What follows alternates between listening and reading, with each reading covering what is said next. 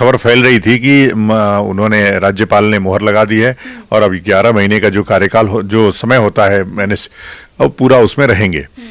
अब ये तेजस्वी को चाहिए कि कम से कम ये जो फेक न्यूज फैलाए हैं, या तमिलनाडु गवर्नमेंट को चाहिए कि जो ये लोग फेक न्यूज फैलाए हैं इनके ऊपर मुकदमा दर्ज करिए। फर्जी न्यूज किस प्रभाव में चलाई गई, कहां से खबर आई, उसकी पुष्टि हो, नहीं तो इन चैनलों के ऊपर, इन अखबारों के ऊपर तुरंत कार्रवाई किया जाए। धन्यवाद है तमिलनाडु के राज्यपाल को जिन्होंने ट्वीट करके यह सूचना को फेक बताई है। मैं पुनः एक बार उनको हृदय से धन्यवाद देता हूं और चाहता हूं कि इसमें यह जो अनैतिक काम तमिलनाडु की सरकार ने किया है, राज्यपाल होने के नाते उनको इंटरप्ट करना चाहिए और इसको खारिज कर देना चाहिए। कहना चाहता हूं मनीष कश्यप के परिवार के और मनीष कश्यप से, ये समय है आपकी शख्सियत और निखरनी चाहिए। जब कोई मुकाबिल ऐसा व्यक्ति हो तो आपकी शख्सियत निखरनी चाहिए।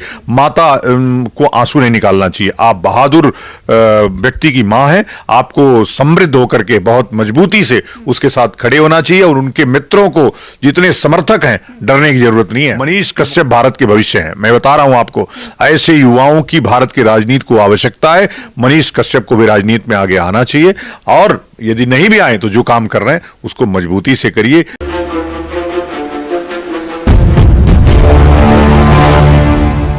इस वक्त हमारे साथ शंकराचार्य ट्रस्ट के अध्यक्ष स्वामी आनंद स्वरूप महाराज जी मौजूद हैं। सबसे पहले तो सस्तक न्यूज में आपका बहुत बहुत स्वागत जी, धन्यवाद।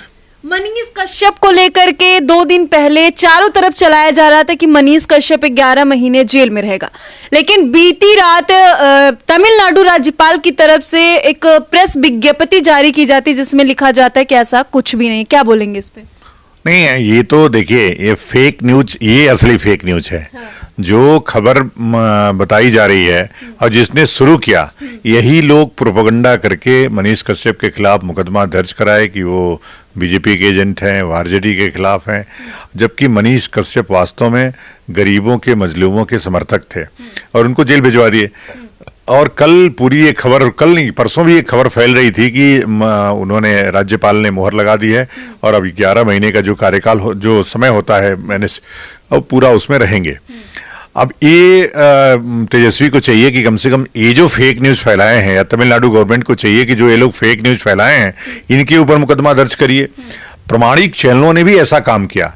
मनीष तो कश्यप तो यूट्यूबर थे, उन्होंने कभी पत्रकार होने का कोई इस प्रकार का दम्भ नहीं रखा। ये जो सैटेलाइट चैनल हैं इन्होंने ऐसा गलती किया है।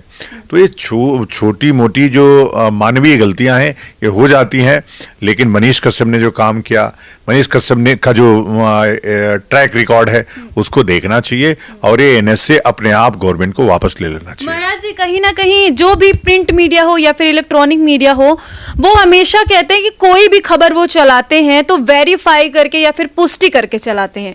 तो क्या इनको इस चीज की पुष्टि नहीं करनी चाहिए थी कि ये चीज सत्य है या फिर कोई फेक न्यूज चला रहा है? देखिए क्या है, आप चैनलों को रोज देखिए, चैनलों पे 80% खबरें फेक न्यूज ही होती हैं।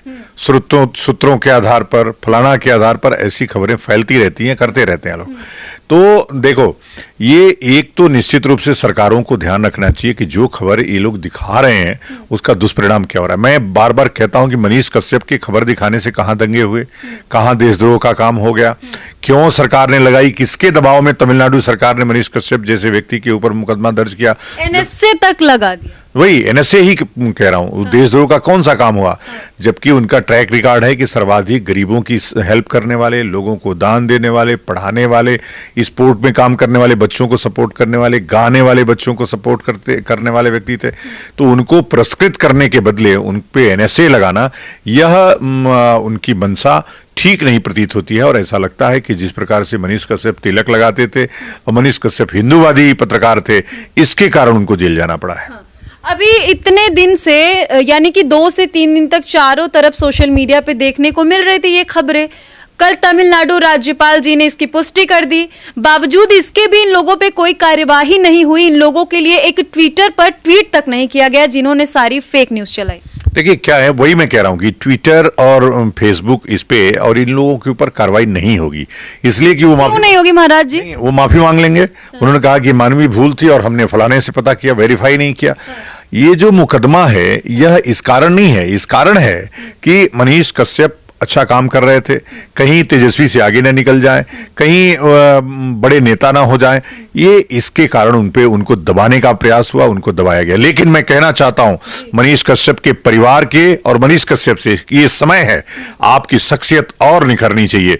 जब कोई मुकाबिल ऐसा व्यक्ति हो तो आपकी शख्सियत निखरनी चाहिए, माता को आंसू नहीं निकालना चाहिए। आप बहादुर व्यक्ति की मां हैं, आपको समृद्ध होकर के बहुत मजबूती से उसके साथ खड़े होना चाहिए, और उनके मित्रों को जितने समर्थक हैं डरने की जरूरत नहीं है।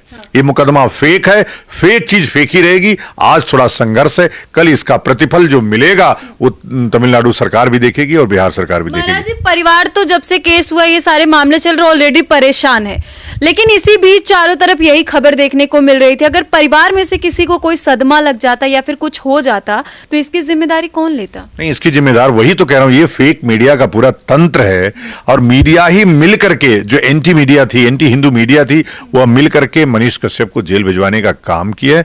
फिर से एक बार मैं कह रहा हूं कि उनके परिवार को बहुत दृढ़ होकर के रहने की जरूरत है, मजबूती से मनीष कश्यप के साथ रहने की जरूरत है।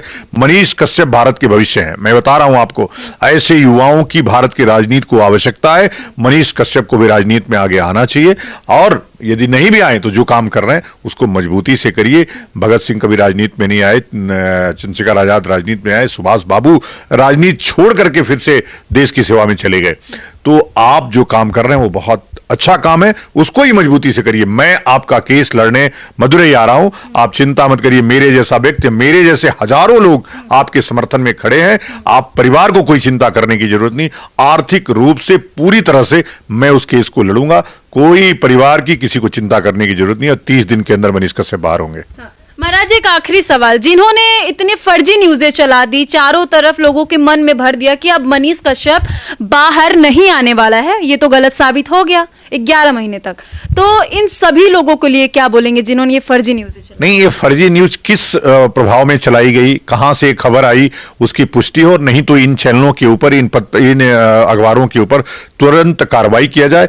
धन्यवाद है तमिलनाडु के राज्यपाल को, जिन्होंने ट्वीट करके यह सूचना को फेक बताई है। मैं पुनः एक बार उनको हृदय से धन्यवाद देता हूं, और चाहता हूं कि इसमें यह जो अनैतिक काम तमिलनाडु की सरकार ने किया है, राज्यपाल होने के नाते उनको इंटरप्ट करना चाहिए और इसको खारिज कर देना चाहिए। तो कहीं ना कहीं आपने सुना कि आनंद स्वरूप महाराज जी ने किस तरीके से इस पूरे मामले पर अपनी बात को रखा। तो क्या कुछ कहना चाहेंगे आप कमेंट सेक्शन में जाकर जरूर बताइएगा, आगे आपको ऐसी ही जानकारी देते रहेंगे। धन्यवाद, और महाराज जी आपका भी बहुत बहुत धन्यवाद। बहुत धन्यवाद।